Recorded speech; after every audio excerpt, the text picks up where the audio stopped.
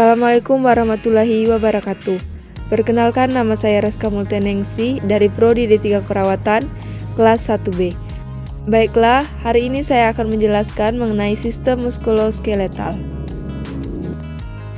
Muskuloskeletal terdiri dari dua kata, yaitu muskulo yang berarti otot dan skeletal yang berarti tulang.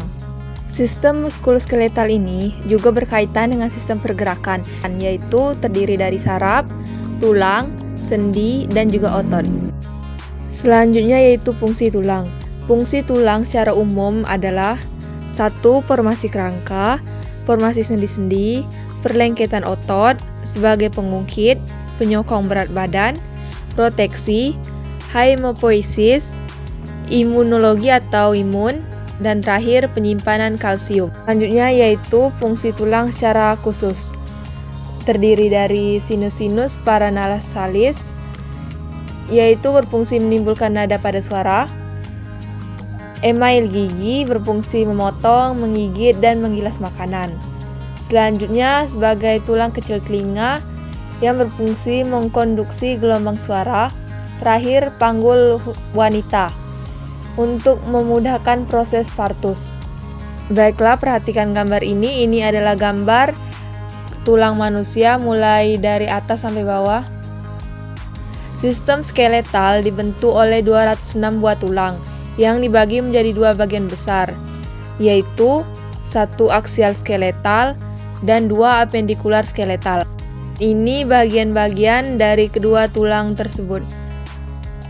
Sel-sel penyusun tulang dibagi menjadi 3, yaitu osteoblas, selanjutnya yaitu osteosis, dan terakhir osteoklas.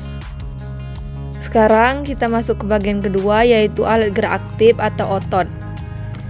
Sistem otot terdiri dari otot, faskia yang melapisi otot, dan tendon yang menempel pada tulang.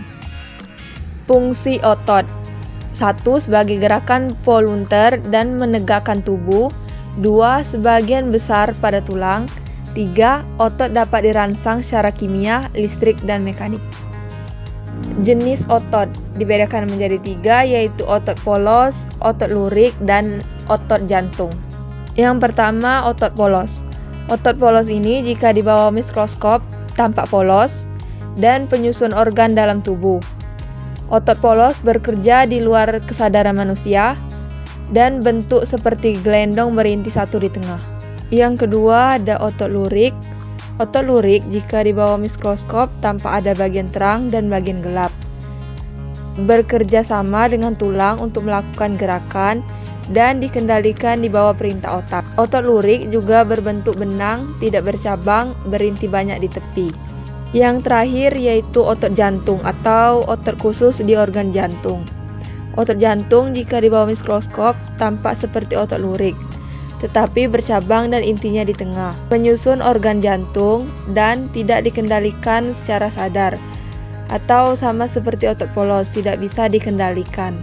Baiklah, ini adalah gambar dari 3 jenis otot yang tadi. Sistem otot yang kedua yaitu faskia atau yang melapisi otot. Faskia ini adalah jaringan yang membungkus dan mengikat jaringan lunak. Fungsinya untuk mengelilingi otot, menyediakan tempat tambahan otot, memungkinkan struktur bergerak satu sama lain, dan menyediakan tempat peredaran darah serta saraf. Yang terakhir ada tendon. Tendon ini adalah pengikat otot pada tulang berupa serabut-serabut putih dan memiliki sedikit elastis.